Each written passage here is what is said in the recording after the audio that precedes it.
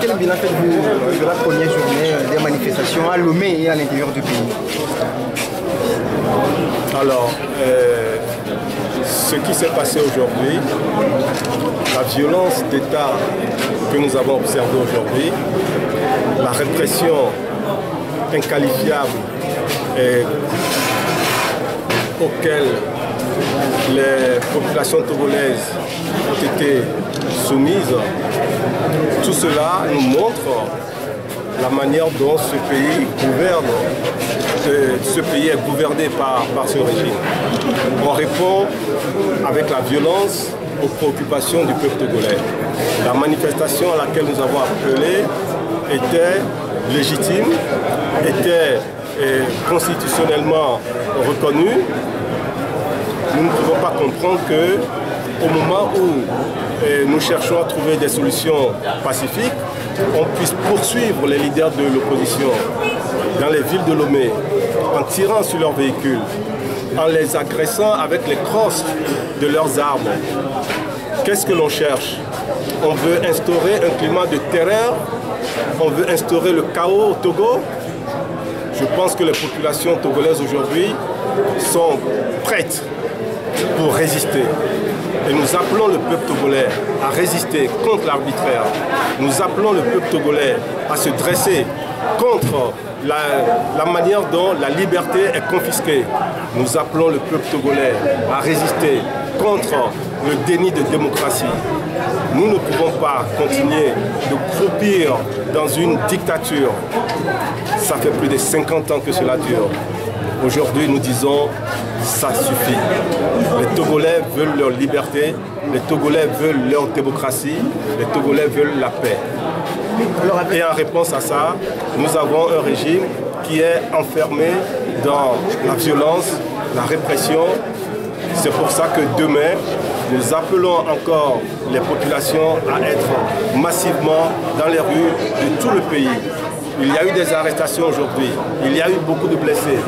Le bilan est encore provisoire, mais demain, nous appelons encore les populations togolaises. Alors la coalition dit porter plainte contre X par rapport à ce qui s'est passé aujourd'hui. Oui, parce que nous avons vécu des scènes qui sont inqualifiables.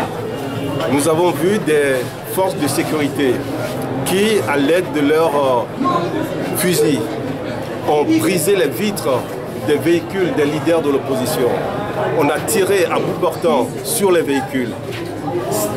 C'est une tentative d'assassinat.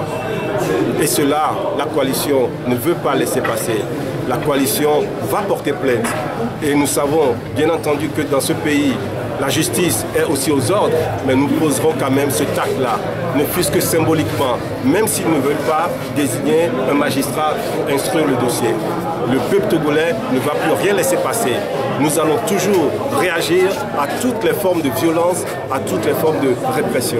Voilà. Alors vous avez dit que ce qui s'est passé aujourd'hui pourra peut-être prendre des conséquences sur la conduite des négociations. À quoi est-ce que vous en Mais on ne peut pas avoir appelé à un dialogue comme le régime l'a fait et en même temps tirer sur les personnes avec qui on est supposé dialoguer.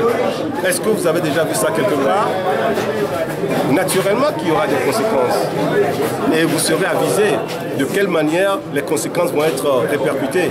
En tout état de cause, nous sommes déterminés à poursuivre nos manifestations demain et les jours qui suivent. Alors vous comptez rendre compte aux facilitateurs? Vous comptez rendre compte aux facilitateurs de ce qui s'est passé? Bien entendu, et le facilitateur est tenu informé de tout ce qui s'est passé aujourd'hui. Est-ce la fin du dialogue? Je pense que le dialogue est très malmené par le régime. Le dialogue est très bousculé par le régime et en tout état de cause, on ne peut pas reprendre ce dialogue comme si rien ne s'était passé aujourd'hui. Il y aura nécessairement des conséquences.